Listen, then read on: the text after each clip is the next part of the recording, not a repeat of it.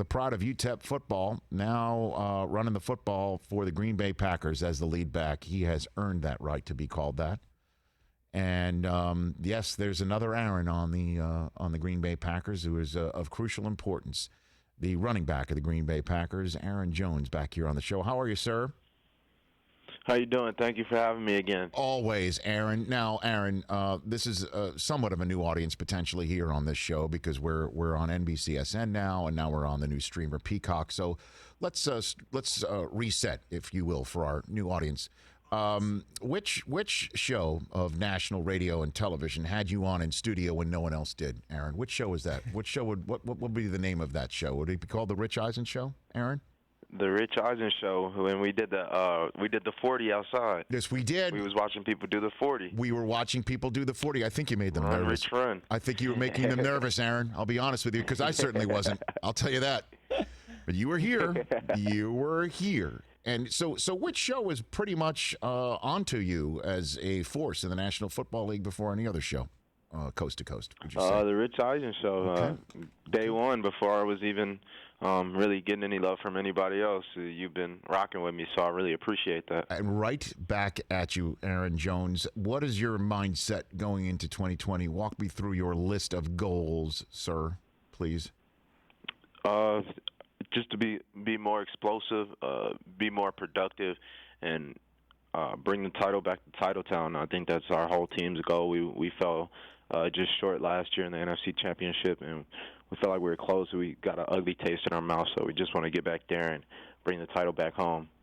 And bringing that title back home, what about your goals personally, though? I mean, you're a team player. There is no I in Aaron or Jones. I understand that.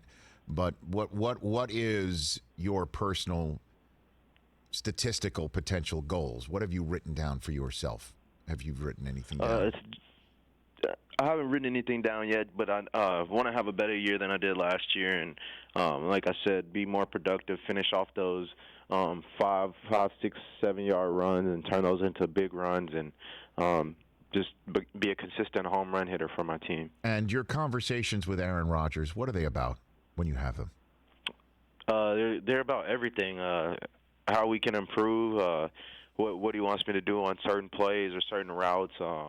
Little screen, if it's a little screen pass, did I navigate it right, or and then just like communication from the O-line and what they're doing on certain plays, and then just life outside of football as well. He's a great leader, true leader, and he cares about everybody on his team. And what are you better at now than you were at maybe when you were here personally,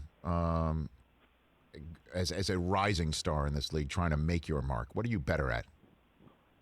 I would say being a receiver. I feel like I've improved on that tremendously since I've been there, and Coach LaFleur has allowed me to showcase that, and going to continue to work on that.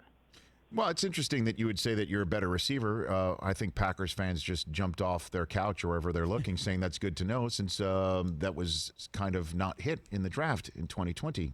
Aaron, where were you draft night and draft weekend? I was in El Paso, Texas. Okay. At my parents' house. All right.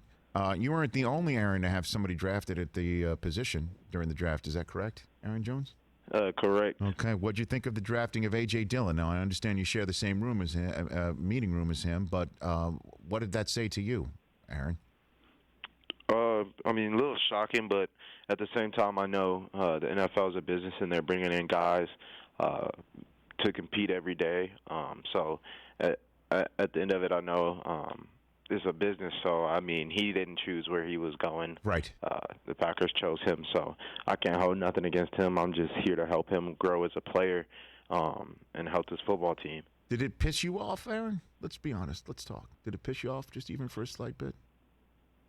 Oh, no, it didn't piss me off. I was just kind of caught by surprise, but then again, I've been told for so long it's a business, and you see it year after year. Well, sure. It is, I guess then let me put it this way. Has it lit a fire under you? Did it light even more definitely. of a fire? Yes, sir. You could definitely say that. Okay. Now, Matt LaFleur at this point last year was a rookie coach, and you were just learning the system that he was bringing in. what level of comfort do you have now in this system, and how will that be manifesting itself on the field for you and your teammates now that you've got a year in with him? I think we all feel a lot more comfortable. We know the ins and outs now. Before last year we were learning it and running it as we go. We really didn't understand the true details and what the power of the play was and why we were running it. But now this year we've had this whole off season. Luckily we had Zoom. Our coaches did a good job on there, and when we got back into the facility and just kind of breaking down the playbook, taking a deep dive into it and understanding why we're doing what we're doing and on certain plays what we're trying to accomplish. And I think you'll see a lot of guys playing a lot faster, playing more comfortable. You're not going out there having to think about what you're doing when the play's called. You hear it and you can just go and play and react. I mean, play and react. It sounds like, you're not the only Aaron who excels at playing and reacting. I mean, this opportunity with you and Rodgers and Davante Adams, and I know how much has been made, and even I earlier made reference to the receiving core. What does a receiving core think of when they hear somebody like me or anybody else talk about the lack of receivers and name receivers for your team? They must hear that, Aaron. They just kind of smile. I mean, I think they kind of like the position they're in, where people are kind of doubting them and thinking that there's nobody else in that room. But we have some legit guys, and MVS and Lazard and Jake Kumro. We have guys who can go out there and can play some real ball, and I think those guys did a good job last year, and they pop on when you cut on the tape. They pop out a bit and making plays for us. So I'm excited. I think me too. I think they have another year in this offense, and they've gotten a chance to grow. They've had an off season. They've gotten a chance to grow. I'm excited for you. You are a matchup nightmare for so many teams, Aaron. I saw it the first minute you took the field, and you got a quarterback who knows exactly where to put you in that position. And it's a team that last year nobody gave credit for almost being the 1 seed. I kind of feel like people aren't paying attention to you again, Aaron. Would you agree with that assessment? I definitely think that, or if not that, then they think we're going to take a step back. But I mean, us guys here are hungry. We know how close we were, and we want that Super Bowl. Okay. Who was your guy growing up? I might have asked you that before, but I forgot. Who was the guy that you emulated growing up, Aaron? I liked Emmitt Smith, Jamal Charles, Chris Johnson, Marshall Faulk, Percy Harvin, guys like that. Okay. Have you ever spoken to any of them? Have you ever chatted with any of those guys? I did get a chance to meet Emmitt Smith. This was last off season, not this past one, but the one before that. And just getting a chance to talk to him was something special. I almost cried. I called my mom right away, and I was like, "Mom, you'll never guess who I talked to." And I even got a picture with him as well. Him and Barry Sanders and Jim Brown. Got a picture with all three of those guys. Wow. But I was just in shock because for so long, Emmitt Smith was my favorite running back growing up, and to finally get a chance to meet him and talk to him, and then see how down to earth and cool and he watched my games. He could tell me about myself. I think that was amazing. Aaron, out of all and everyone else, I can hook you up with Marshall easily. Would that be something you'd want? I actually talked to Marshall too. So that makes sense. I'm supposed to be coming on his drug-free podcast pretty soon. But I got the chance to talk to him. I want to say last week or the week before that, and just you could tell he cares about the current players and really the running backs as a whole. He's an open book of knowledge, and he accepts the phone call, and he just wants to share all his knowledge with you to make you a better player. Makes total sense. I really appreciate Marshall for that as well. He is without a doubt. And Chris Brockman, who's across the row from me, you were his segment producer on NFL Game Day Morning for 2 years, correct, Chris? Correct. We will both attest. Smartest guy, maybe one of the smartest guys we've ever met.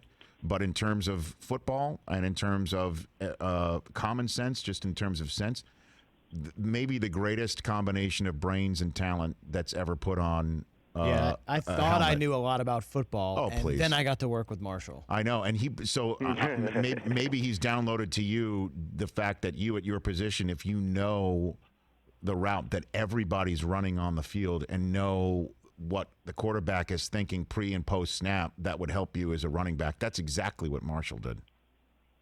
Oh, definitely, and I mean, he talked to me a little bit about that, and so taking an even deeper dive into the playbook and just learning what everybody on the field is doing, like you said, not just my position or my route.